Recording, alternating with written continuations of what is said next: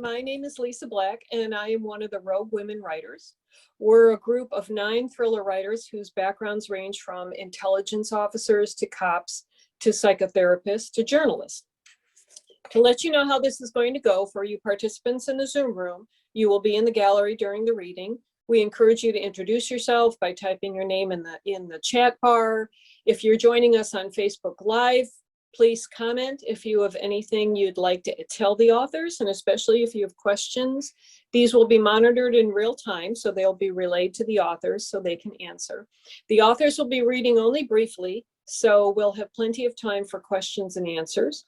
All of the books discussed here tonight should be available through your local bookstore. And let's use hashtags Rogue Reads and hashtag Rogue Women Writers as we post about our experiences here. As I said, my name is Lisa Black, and I am the author of 17 novels featuring forensic specialists, which happens to be my day job. I am based here in Florida, working with my local police department, and I'm delighted to be emceeing this event. Now, unfortunately, John Connolly had a time conflict, and we had to pre-record his interview. We do apologize to those viewers who were hoping to question him in person. Also, our 4th author, Alex KAVA, has had an internet disruption at her location. So she may be joining us later, she may not. There's just no way to know at this point. But with those addendums added, I am going to go right into it. Dr. RITU MUKERJI was born in Kolkata, India, and raised in the San Francisco Bay Area. She has a BA in history from Columbia University and a medical degree from Thomas Jefferson University in Philadelphia, and has been a practicing internist for 15 years. She lives in Marin County, California, with her husband and 3 children. Her debut thriller is Murder by Degrees, set in Philadelphia in 1875. Dr. Lydia Weston, professor and anatomist, doesn't believe her patient Anna died by suicide.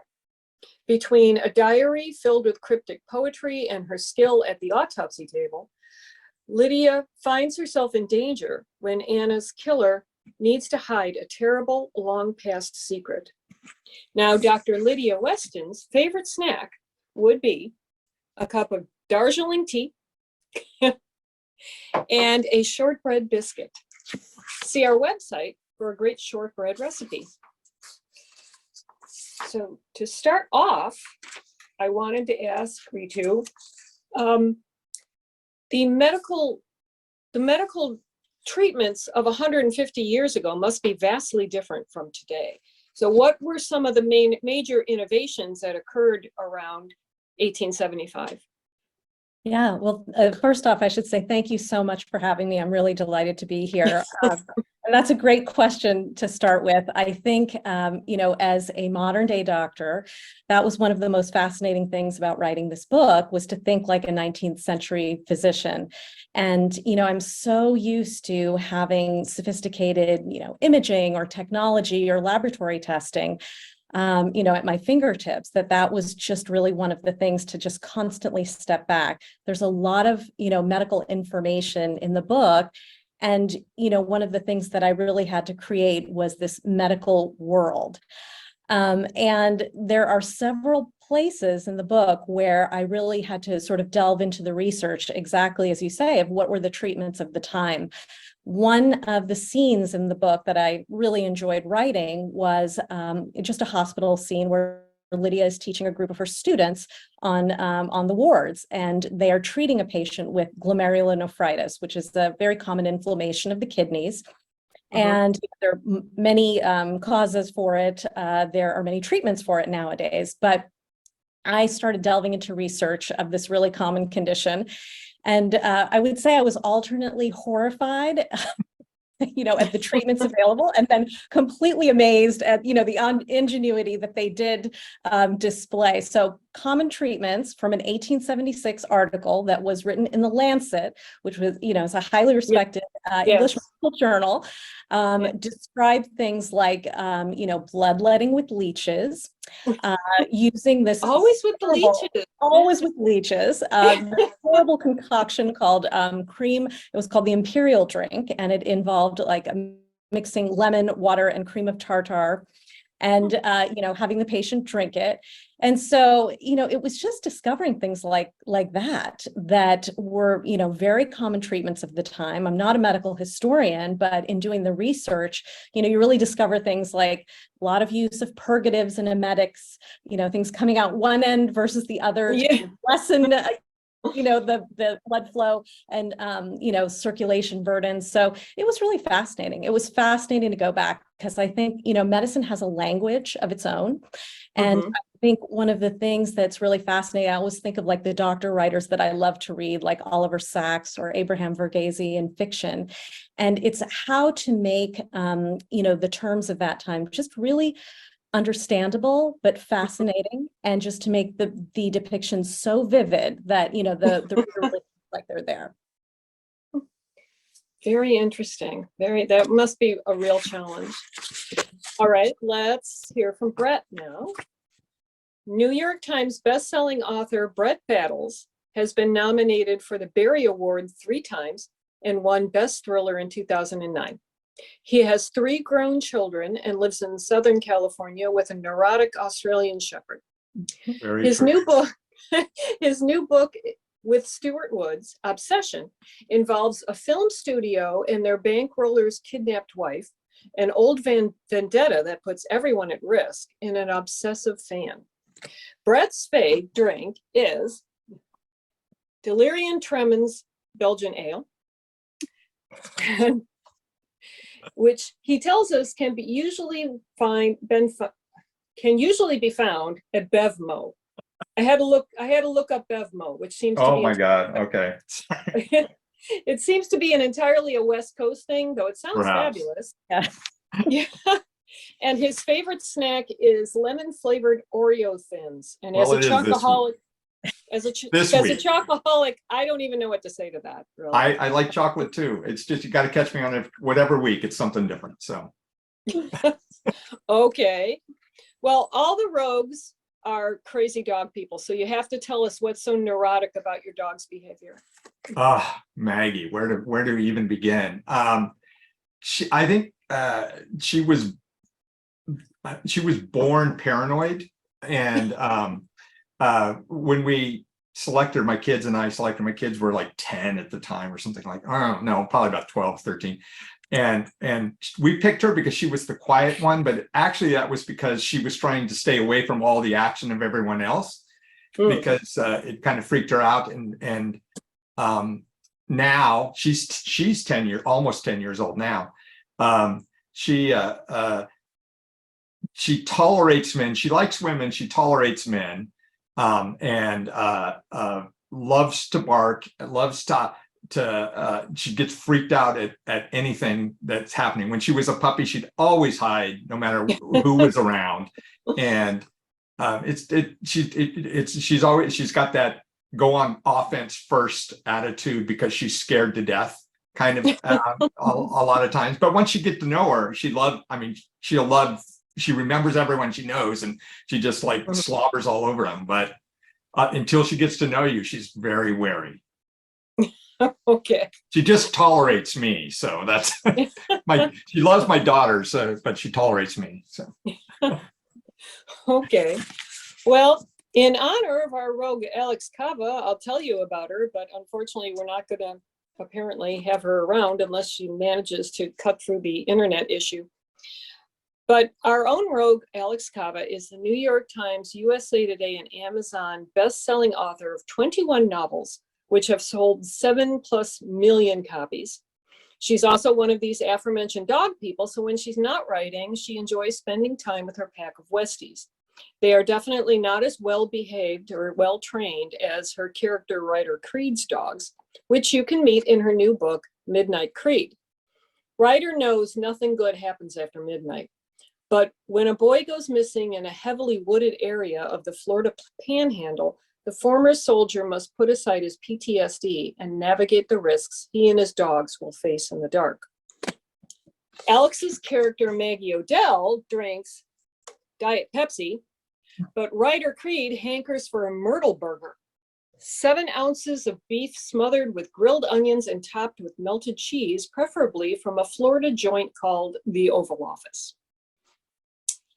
Now, we will hear from our pre-recorded session with John Connolly, and then we're going to come back and hear our authors read from their books. So take it away, Chris. John Connolly was born in Dublin and worked as a bartender, local government official, and journalist, and his books have won the Edgar, Seamus, and Anthony Awards and a CWA Dagger. He divides his time between Dublin and Portland, Maine, and, like Alex, keeps a number of dogs in a remarkable degree of cook. In his new book, The Land of Lost Things, 8-year-old Phoebe lies comatose following a car accident, a body without a spirit. Ceres, her mother, can only sit by her bedside and read to her, but outside on the property grounds, an old house connected to a book written by a vanished author, is calling to Ceres. Something wants her to enter, but old enemies are watching and waiting. John's current faves are a glass of South African wine and chorizo in cider or wine, or maybe just potato chips. I read that you are working on a PhD. I have about a year left. So what made you decide to get a doctorate at this, point in your life, which I could say because You can say this late in my life. It's not Yeah, true then. but I'm older than you, so I could say that. I'd worked on a book called Shadow Voices during lockdown, which was a very long anthology from history of Irish genre fiction.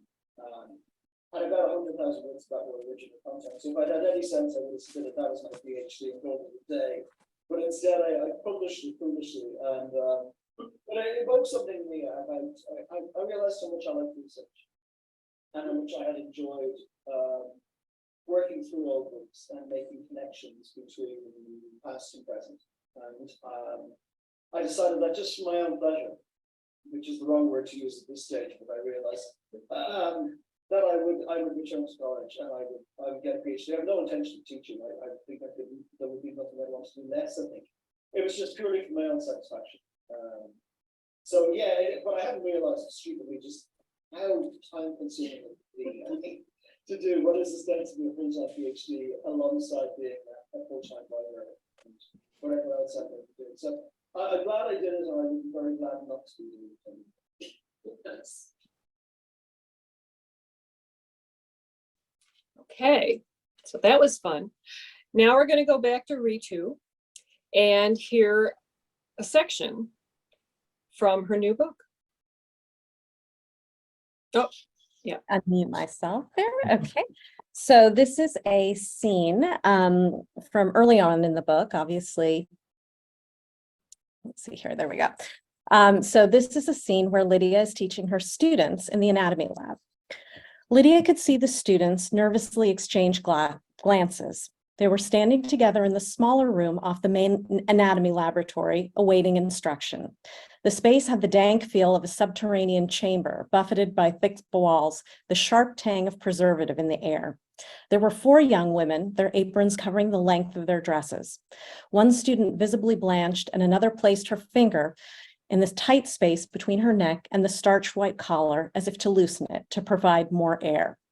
For most of the students, this was their first experience of seeing a dead body. "Come closer to the table. You'll see nothing standing so far away," she said to the students. Her voice was not unkind. She had been teaching this class for many years, though its subject lay far outside her chosen specialty.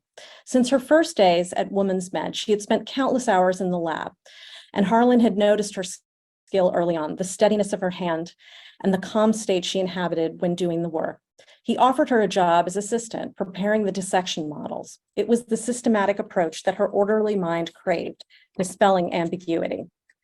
The cadaver was lying face down on the table with the back exposed.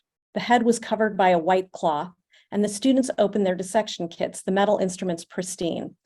Lydia had them take out each one, the rounded and pointed scalpels for cutting and incision, forceps, curved scissors, and the heavier cartilage knife. There were less obvious implements like the hook and chain, 3 chains connected in the center by a circular loop. It looked like an instrument of torture that could garrote a man. It was used to retract larger parts of the body during dissection. She made the first incision in the midline and had the students try it themselves, putting her hand over each of theirs to show them how to apply the correct amount of pressure. The consistency of the skin was so different from living tissue with a slick and unnatural feel.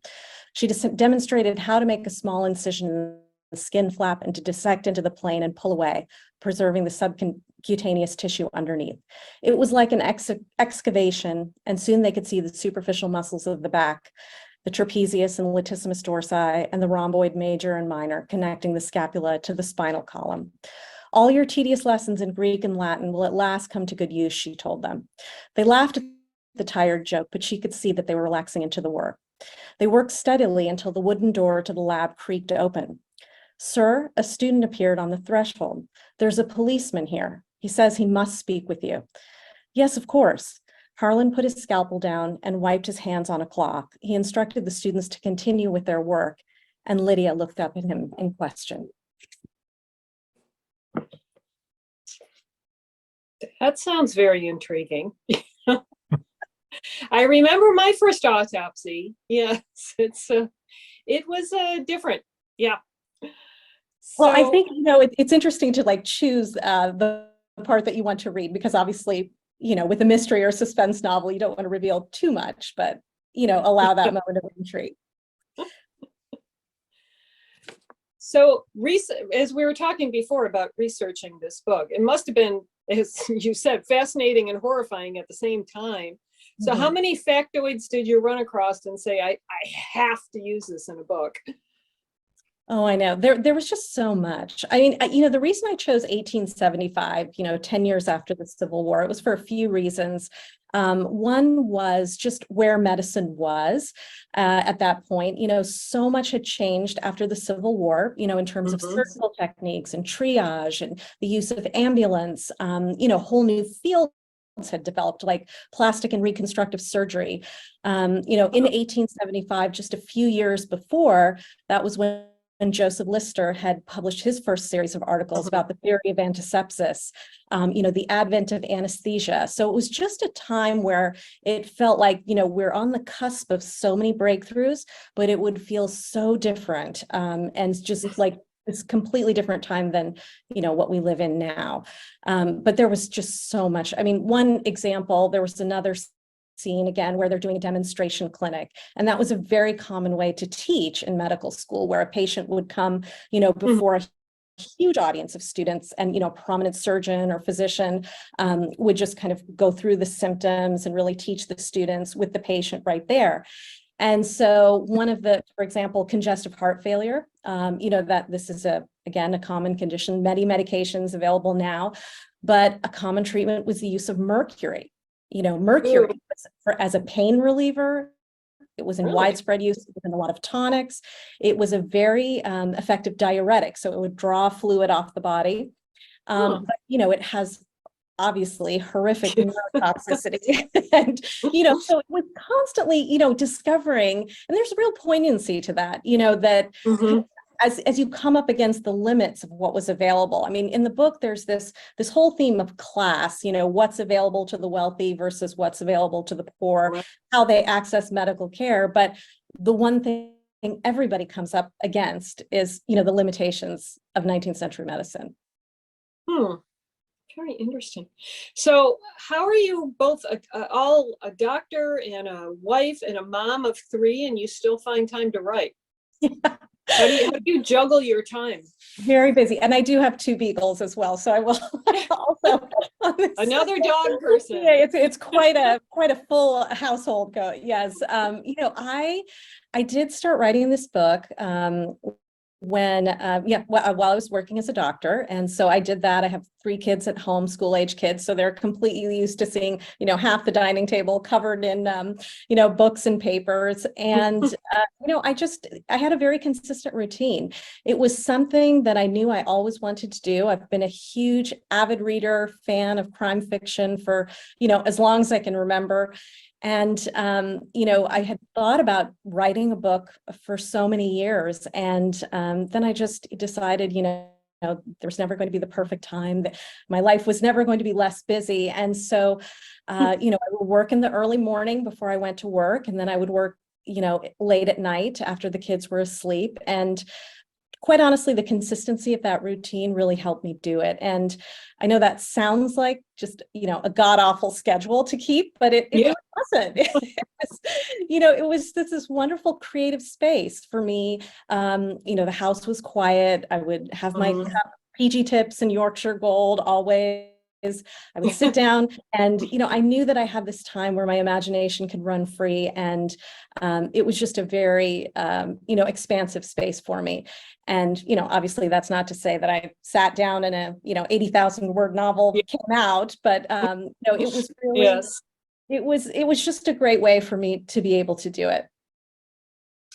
Yeah, I'm kind of this, I write the same way. I need a structure and a routine, and that works for me. That just keeps me going.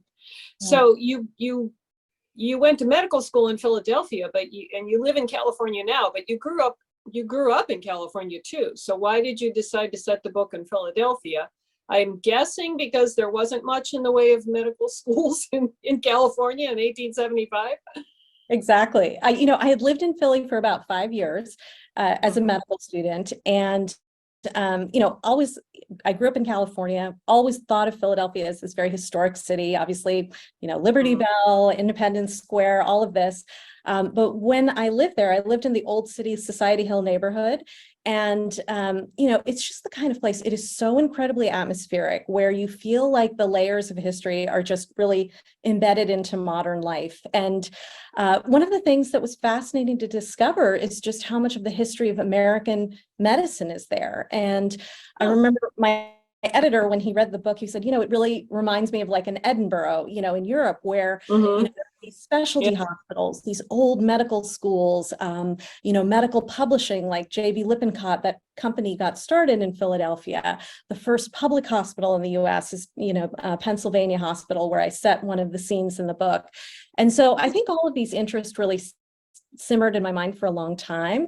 I was so focused, obviously, on going from the lab to the hospital to the lecture hall. I wasn't really thinking about writing, a novel. But it was really years later, after I left, that I found out about the Women's Medical College, that I thought it would just be the perfect setting, because I really wanted to write about a woman doctor. I could write about my own experience. And then I just thought it would be a fascinating moment to set the novel in.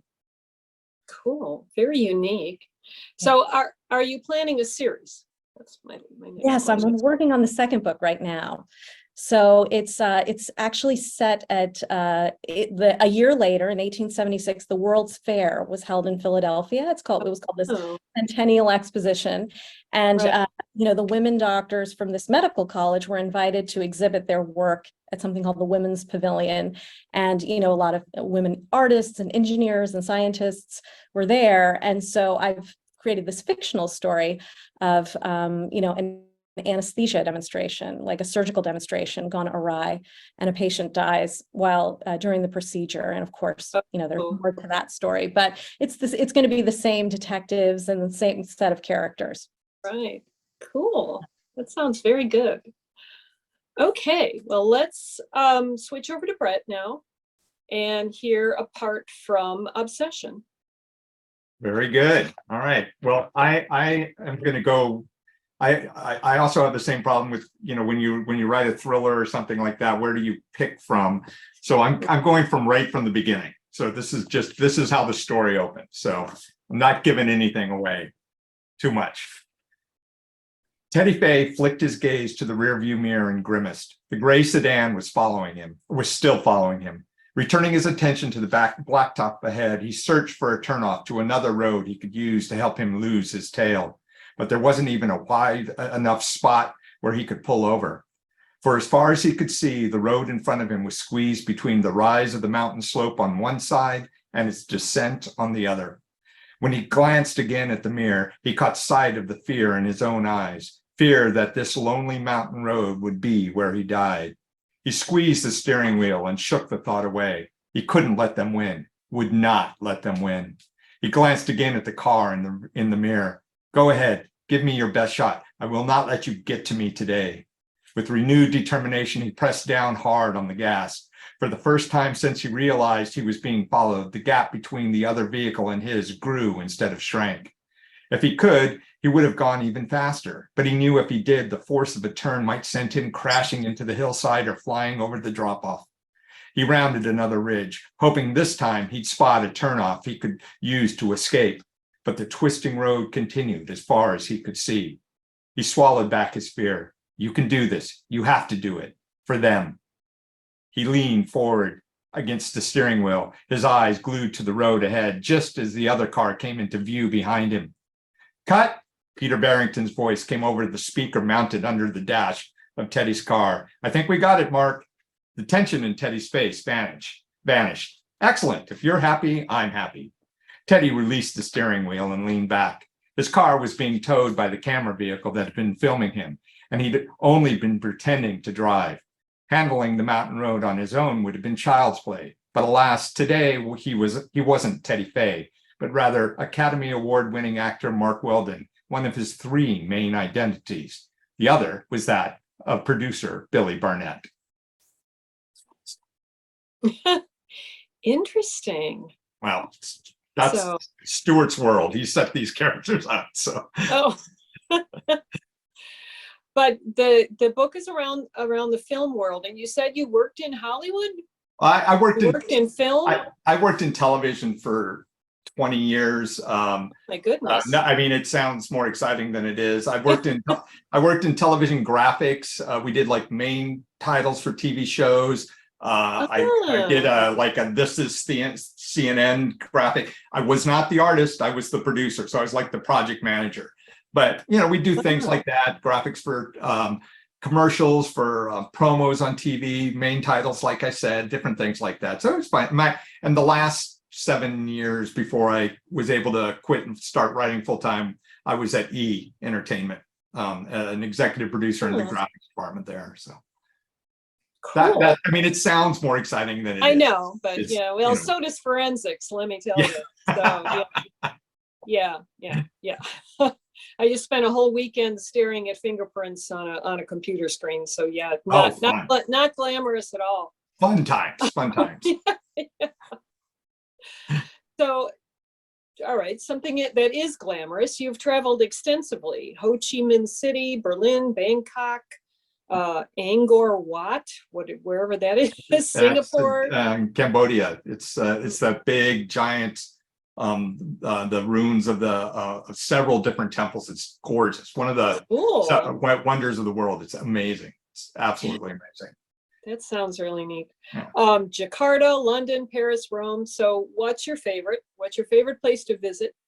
Yeah, I mean, it always changes. My daughters and I took a trip the summer before COVID hit. We went to Japan for 3 weeks. And I think that is like one of my favorite places on the planet right now. Really? And I look forward to get back there. It's just, I mean, it's easy to get around. It's beautiful. And they have so many interesting things. And the food is, it's fantastic. Fantastic. But I also want to, there's many places I haven't been that I want to go. So it's a trade-off of, do you go back to someplace you've been or go someplace new? And everything like that. So yeah, well that was my next question. Where haven't you been that's still on your bucket list? I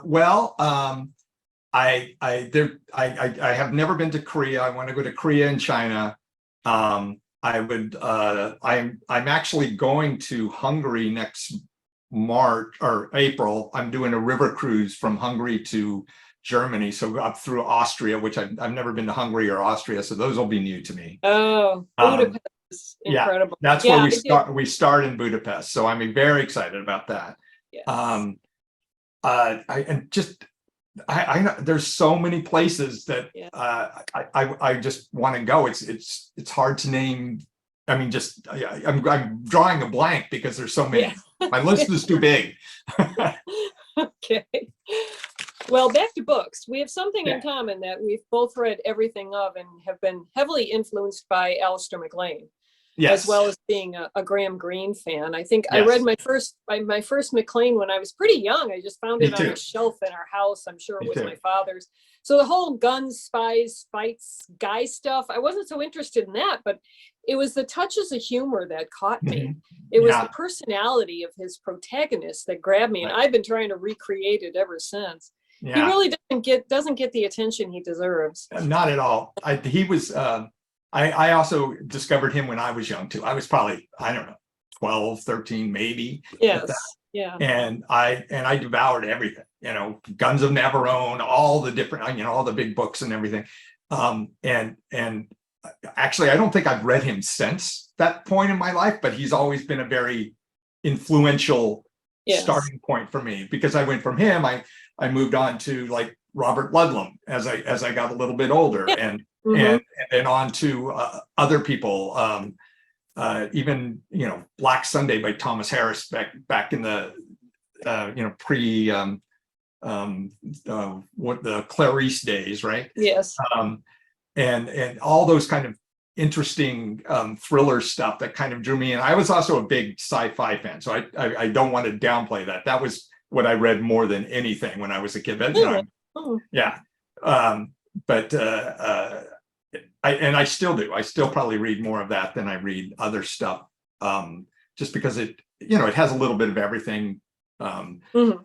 Adventure, thriller, great characters, and some wonderful writers nowadays, which is great. So, but yeah, definitely those were definite influence. Graham Greene was big. I read him more later, like probably 20, 30 years ago is when I started reading him.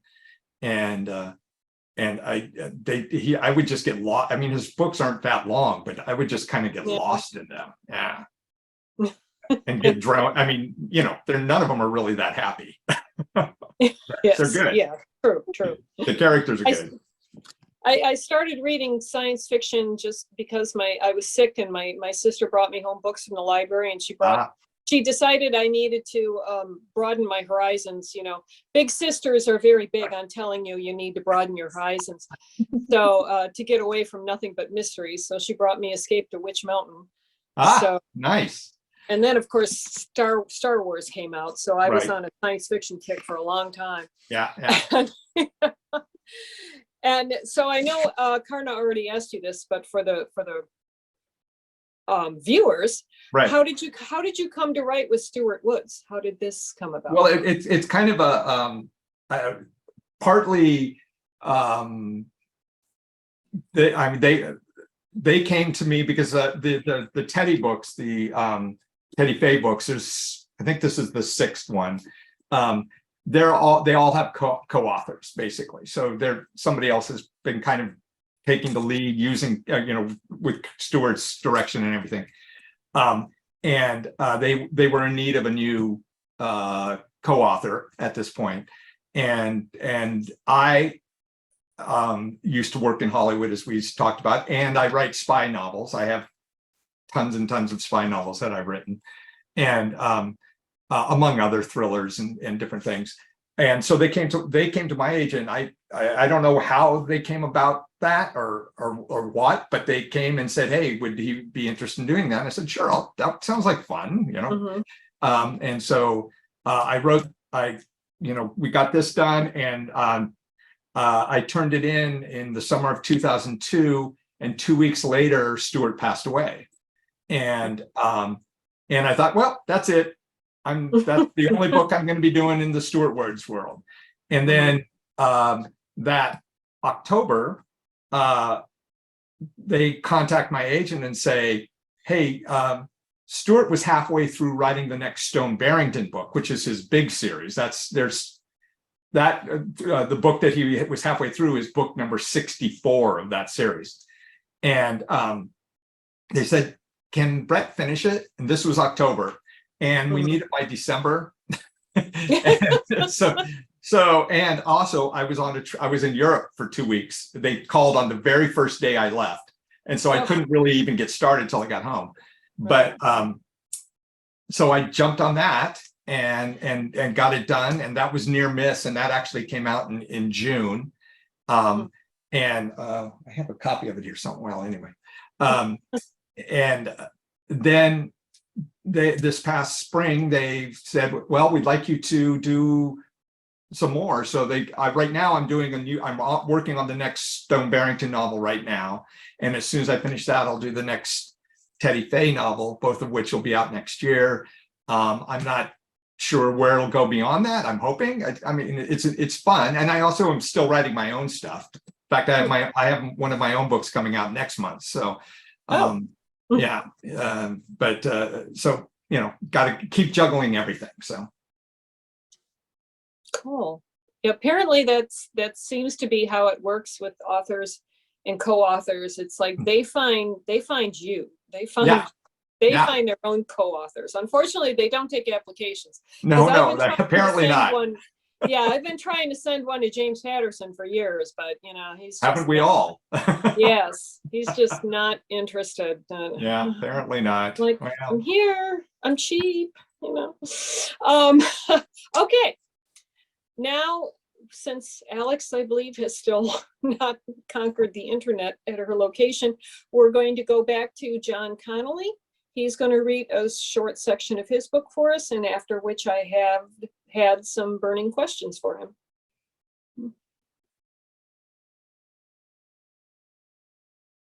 Twice upon a time, that is how some stories should continue. And there was another daughter who was still in cover. Oh, she could still see the girl. She could touch her skin and brush her hair. She could watch the slow rise and fall of her chest. And if she placed her hand upon the child's breast, she could feel the beating of her heart. But the child was silent, and her eyes remained closed. Tubes helped her to breathe, and tubes kept her fed. But for the mother, it was as though the essence of the one she loved was elsewhere, and the figure in bed was a shell and mannequin, waiting for a disembodied soul to return from that earth.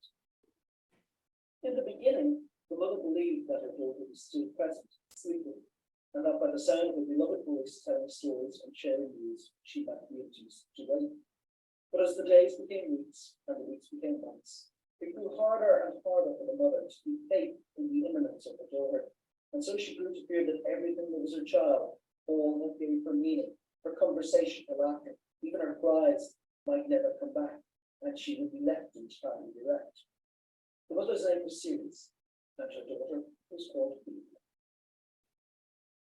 This is a sequel to the Book of Lost Things, right? Kind of sort of the sequel. Yeah, I mean, the Book of Lost Things was 17 years ago. And it's hard to write a sequel to a book that was written 17 years ago, at the end of which pretty much everybody is dead. You're probably presented with structural issues. So it moves in the same universe. I think it's fair to say it's that book. That book was a book about childhood and adolescence. I was very personal.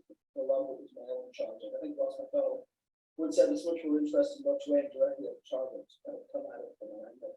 And fiction is quite good at doing that. And this is a book about parenting. It is a book about midday, you know, it comes out of a point in my life where I have a mother who's in her 90s, still lives alone in the house in which we grew up. I was a little afraid of when she was speaking stuff, it's all about faculties. And you reach that stage of middle age where you become parents to your parent in a way. But I also have two sons who live abroad, and so I worry about them and their obligations to be within my family. And I've reached a point where I seem to be the responsible adult for a lot of people. And I live my life with a low level comfort, which I think is good at a certain point of middle age as well. You know, the next stage is people worrying about you, I think. And so I wanted to write about that stage of my life, and it seemed that it was an appropriate point to return to that world and to use that universe to examine those issues that come at that stage. I mean, I think if I were ever to write a movie, it would be again in another 50 or 60 years. And I imagine it would be about old age, and that would be the end of it. The first one was often mistaken as a book for the young readers, and it really wasn't. I mean, young adults read it, and read it in a completely different way from adult readers. But when I wrote it originally, it's a book filled with melancholy and regrets and loss. So those are primarily feelings and emotions that come with maturity. You kind of have to earn regret. You have to make a lot of efforts to get it. But when teenagers read it, they read it with it was much more immediate because some of them had lost hair. And so they were going through the things. It was not remembered pain, it was pain that they were going through and trying to understand. And I think some of them found some consolation in it. Just found a way of seeing what they were going through, phrased in a way that they perhaps would not have phrased it themselves, and explored in a very particular way. And that's one of the questions of fiction, I think. That was one of my questions I was gonna ask. Are your young adult books actually young adult books, or just books that happen to have a young adult as protagonist? Well, certainly in the case of the Book of Lost Things, I think they just happened to have. But when I wrote for young adults, I tended to concentrate on the adult part, but rather than the young part. Now we're taking teenage readers in particular, always straying into his adulthood. Very few 14-year-olds want to read a book about 40. So 15, 50-year-olds. And by the time they reach 15 and 16, they're adult readers. They're reading by and large. And so you have to, I mean, you recognize that perhaps there are concepts and things that they have yet to go through. And so therefore, when you're discussing those things, you phrase it in a particular way, with a particular awareness of that. But that's about the only concession I make to it. Otherwise, I just assume that young people who are reading books are intelligent, smart, and want to be treated like that. Young adults want to be treated as adults. They want to be treated without respect. And I think that's very important. Even when I wrote a series of books when my son was kind of 11 or 12, my youngest son. I wanted to write something that was kind of amusing and horrific for him. And I wrote a version of the kind of books that I had read at his age.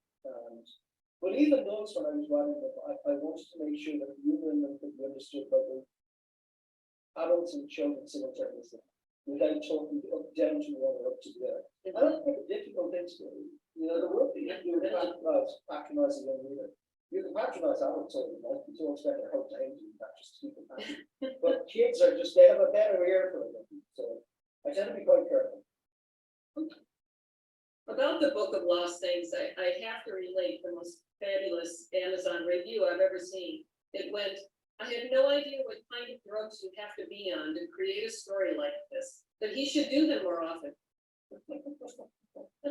Here, Lord, okay, that's very nice. It is a book that had an odd life in that when it was originally published, I think my publishers and some of my readers were looking at this because if I was known for anything, I was known for being a mystery writer. A mystery writer who maybe had a fascination with supernatural and demons, which wasn't really typical of the genre, but certainly a mystery writer. And I think that was the plan that probably my publishers envisaged. And instead, after I came to the book I published was Book of Lost Things, which was very different. And it took a while for it to find a readership, to find its place. And what it found its place largely through word of mouth. People like that giving nice reviews, librarians recommending it, booksellers recommending it. And so it's had a lovely life. It's had kind of like that writing life with it, where it's not about posters on subways or internet marketing. It comes about because the people who read the book like it enough that they wanted to hand it on to somebody else. And if you're a writer, that's the life you'd like to live. That was another one of my questions. Do you sometimes Psychic, isn't it? Yeah. Yeah. You need milk, by the way. You're out of milk in your fridge. Just started to tell you. I actually am, so that's really weird. Do you sometimes make your editor cry when you come up with something like totally different than what they were expecting? Did I make her cry? No, I think very fortunate. I tend to be very quick to leap to the defense of Simon & Schuster and Father, who have been my publishers ever since I began. I've had to say editors pretty much since I began, both women. In that they have very much given me the space to develop. There are concessions in that I remember when I submitted E, which was a really experimental piece of literary fiction with a very particular aesthetic to it. I think the advance that my British publisher said, yeah, we'll do a publisher, but I think the advance would be paid by mortgage for money. It was a low single figure percentage of what I would have got paid for a part of it.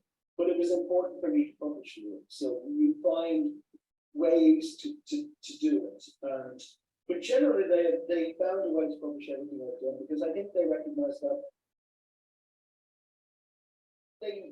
those what seemed like departures to mystery fans. I think mystery readers get quite frustrated when a writer moves away from the series and does something that they don't want to read or they think that they want to read. But it's the only way you're going to develop as a writer. If you all your writing and you expect to read into mysteries once a year, you're going to calcify as a writer. You really, there's a very limited space to develop. And mystery writing for me was always only one part of being a writer. My interest was in being a writer. And then maybe getting a little bit better at it book by book. And the only way to do that is to occasionally fail. Is to do something, is to take a chance and maybe it doesn't get a huge readership first time out. Or at least not to fail, but to carry the risk of that. Do you decide what you're gonna write next, or does what you're gonna write next decide for you? I think if you're a writer, there's always one idea shouting slightly louder. Usually halfway through whatever book I'm working on, there'll be something that you need, and I know that that's the one to know. I don't always give options, but they won't be shouted quite loud. And that's been the way ever since I started doing it. So I mean, at the moment, when I've got on my desk, I deliver next year's part of the book, and there's a draft of another part of the book, kind of a draft 1.5. And I set that aside for a little while because I wanted to. There was a book nagging at me about it said against the televising of the Watergate hearings, and that was, and I realized that was the book that I wanted to write. And so, yeah, you kind of find out.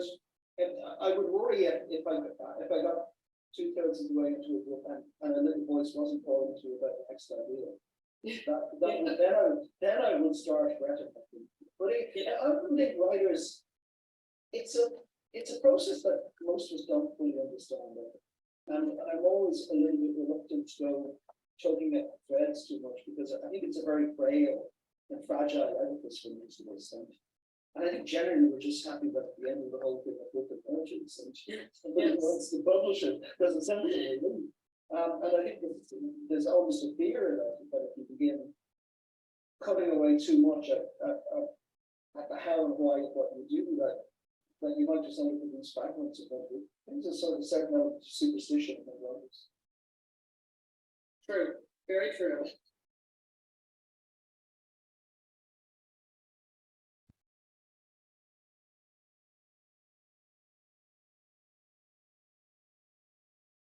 You're muted, Lisa.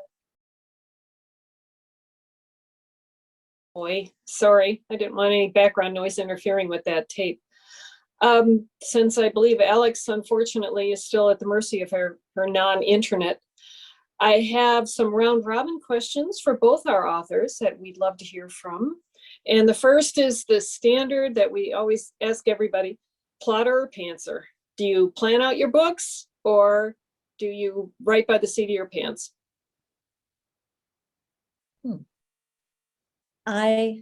Should I start? Yeah, I would say I'm a plotter, absolute plotter. I can see very clearly the beginning and the end, and then, you know, the middle arc of the narrative definitely changes, but I create the historical world first, the medical world, and then I can place the characters and the story in it, but I have to have it plotted out. It might change though, but still. right? I am historically a pantser and prefer that, but I can't always do that, especially with these books. I have, because they, you know, everyone needs to see what the plot's going to be, so I have to. It's like the most painful thing in the world to write an outline for a book. It is. It's like pulling teeth for me, and I hate it. I hate it so much. But I mean, yeah, it helps, but still, I prefer. I like to, when I'm writing, I like to be surprised by the story as I'm writing it, and that works better for me. Yeah, do I put myself into a corner sometimes? Occasionally, but not as much as I used to.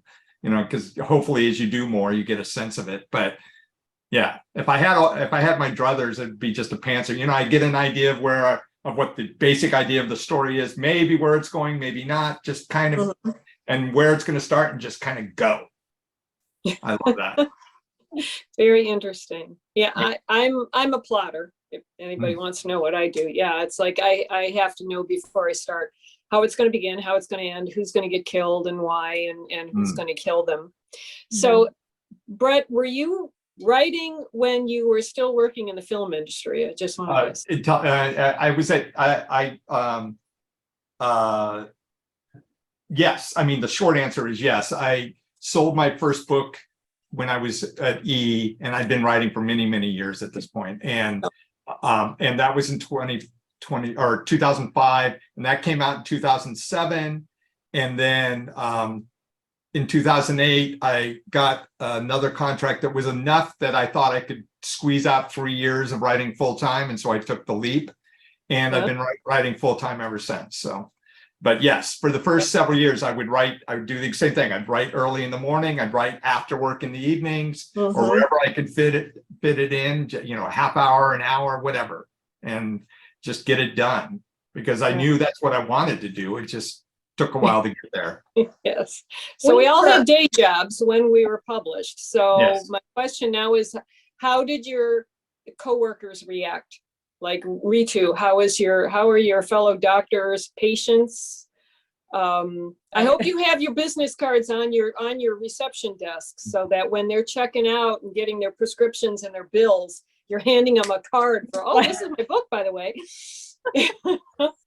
I would absolutely say my colleagues were stunned. I don't, you know, it was not something I really talked about. It was something that I had been working on really privately for a long time.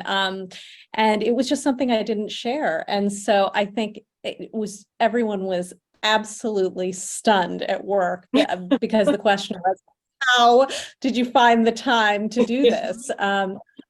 So yes, and I think my patients were really intrigued, you know, that it was a medical mystery. And of course, they're all a little worried, am I in the book? And no, they're not. I really not. I didn't take any kind of, you know, examples from real life. But I think you're not describing my spleen on page, 25, are you? Yeah, exactly. Names have been changed. No, I'm just kidding. No, it was, but you know, I really, and again, it being set in the 19th century, you know, I was using historical detail, but one of the things that I really did focus on the book from my own experience was just that doctor-patient relationship between Lydia and this young woman who's her patient, but that was really all in terms of real life scenarios. Yeah. Okay, Brett, how did your workers react? They much the same way. I mean, some of them were, I didn't completely hide that I was doing this. So, I mean, they knew this, but I've been doing it for many years. So, you know, I think my best friend at work, I remember her going, really? When I told her, she goes, are you sure? Yeah. And I was like, yeah. So there was a lot of like disbelief and then excitement and everything. So it was nice. But then I still had to work. Yes. Unfortunately, doesn't get unfortunately did not get rid of my job right away. So. We have a question from someone in the audience. Jenny Milchman wants to know, since both of you have had experiences in other fields, she wants to hear your thoughts on publishing as it relates versus medicine or television. Is it saner? Is it easier to get into or harder to get into? Or any other thoughts that you might have as you contrast your two professions? I would say I don't have a background in a writing career. And, so the research felt like a very natural extension of what I was very comfortable doing, as a medical student, long hours in the library, reading hundreds of pages. That felt very easy to me. The writing was very challenging. But it was interesting over the course. I wrote this book over years. And I think what I felt was how much, the skills I'd learned in medicine actually helped me in the writing process. So I knew how to set a deadline and meet it. I knew how to read hundreds of pages a week, you know, and do research. I knew how to sort of set a really difficult goal that felt very far off and unattainable and not get discouraged. And so I think those things really helped me, you know, in the writing world. I'm similar in some ways. I always knew that I wanted to be, I wanted to be an author since I was in 5th grade. So that was my plan from then. And then I kind of just fell into other things and life got in the way and I had jobs, but I was always coming back to it and writing and writing and writing. You know, from the very basis of being able to get something published, that was a lot harder than just getting a job in television, because you could get almost any kind of, well, I mean, yeah, okay, you're not going to get the great job, but you can get a gopher job if you wanted. I mean, you literally, there are ways to get in, but as a writer, you know, you get published, right? Or you don't. And at least at that point, up until about 2010, when it became a little bit easier for people to, if they didn't get a traditional publisher, they can do indie publishing at that point. And that has opened up that avenue a little bit more. But yeah, you know, there are definite correlations between two, and also things that were completely different. Yeah. Not sure if that's a full answer or not, but muted. Chris, you're muted. Sorry, you did answer the question, and I now have a question for both of you that came up when you were, when actually John Connolly was talking about having been with only one publisher from the get-go. Now, this is your debut novel, Ritu, so your experience with editors would be interesting, because that's different than Brett's experience, because I know he has gone through a number of different editors and publishing houses and ways of publishing. And so I kind of like to hear a little about that. And then Brett, I had one question for you is, did you know Stuart? Did you ever meet him, or are you writing from notes? What do you want to answer? Where do we want to go first with that? Okay, well, I'll answer that question. How about that? The Stuart question. I have met him, or I had met him twice at, I think I was on a panel with him once, and then another event where we were both speaking. So we kind of met in passing. That's about it. All communication when I was writing, it was via email, most of it actually through the editor. So I didn't have a ton of direct contact, but that was fine. You know, everything went very easy, very smooth, and whatnot that way. As far as publishing and editors, yes, when I first sold my very first book, I sold it to a small press that then went bankrupt before they brought my book out. And then, but they sold my book to Random House, to Bantam Dell, which was great. So all of a sudden I went from this small place to Bantam Dell, and then they put out my first 5 books. And then in the middle of that, that's when Lehman Brothers went under, and all the turmoil that happened in the industry, and all the people who were my champions at Bantam Dell were gone.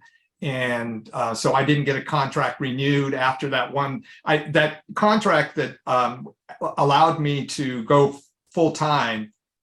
My last day at my job was 1 week before Lehman Brothers went under, but because I had the contract before that happened, I was good. So it was fine.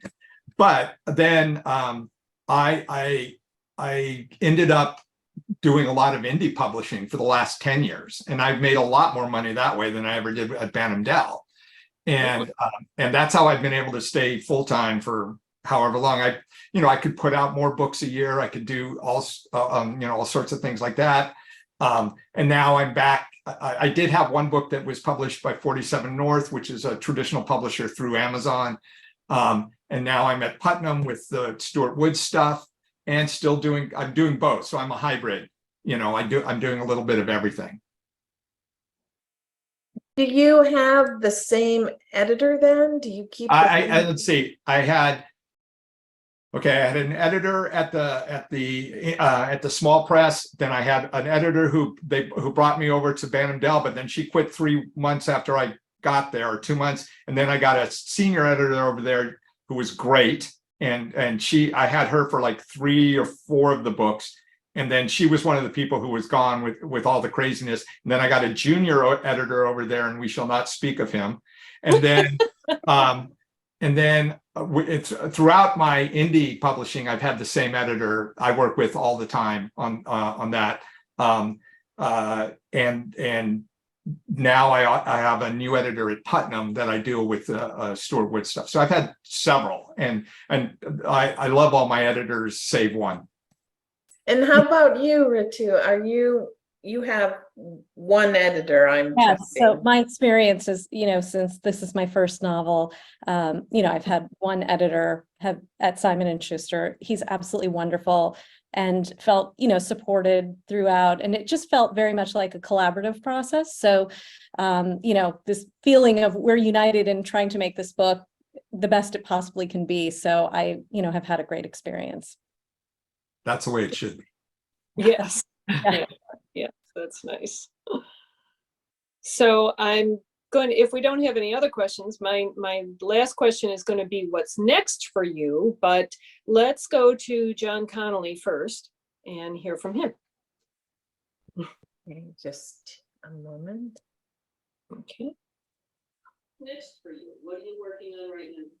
Well, I'll be revising The Instruments of Darkness, which is next year's book. But I'm about 20,000, that difficult 20,000 words points in the book, the Watergate set book. And I know that that's the point at which problems tend to arise in terms of your enthusiasm begins to wane, and it becomes a bit of a hard ride from that point on. So I'm kind of steeling myself for that a little bit. But I'm enjoying it so far. And there's a collection of short stories. I have to write some short fiction as part of my thesis, my final submission. And so some of those will go into the profile terms. So nothing goes to waste. Well, thank you for joining us. Thank you for having me. I'm very, very good. Okay, so Ritu, what's next for you? So I'm, currently deep into the writing and finishing research for book 2, the one set at the World's Fair. And this is really the most fun phase for me. Honestly, I love doing the research, and I'm at the point where I have everything gathered together and I have the narrative all plotted out. I'm sure that will change, but I'm, really getting into the writing of it, and, always sort of have this speculative idea as for more stories for these characters. Good. And Brett, what's multiple things. My 16th Quinn novel, Jonathan Quinn novel, comes out in November. I am working on the next Stone book right now, the Stone Barrington book for Stuart Woods. Almost finished with that. With the, the one I'm sure we'll go back and forth and everything after I send it in. And then I'll start in on the next Teddy Fay book, which this is the Teddy Fay book that I read from you today. So the next one. And then I've got 2 other books that are half done. I've got a romance that I'm writing that I want to finish, and then I've got a kind of a modern day sci-fi fun adventure thing multiverse book that I want to finish. That are both really fun, but I just finding the time to everything is tough. Plus, I got to go back to my other series that they're still waiting for. People are waiting for the next one, so. wow. No sleeping.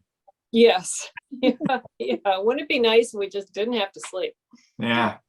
Okay. Well, thank you both so much. This has been a really fun time. It pains me to say we're out of time. So I'd like to thank our authors again. Thank you for sharing your time and thoughts. This was really a fun event tonight. Yes. Even with all the technical issues on the parts of our other authors, I think it still went very well. And I need to tell our viewers to join us next month on November 13th. We have an amazing lineup for you. Tess Gerritsen, Paige Shelton, Jeffrey Deaver, Patricia Cornwell, and our own rogue, Tracy Clark. You will not want to miss this. So thank you again, and good night, everybody. Thank you, guys. It was wonderful. Thank you.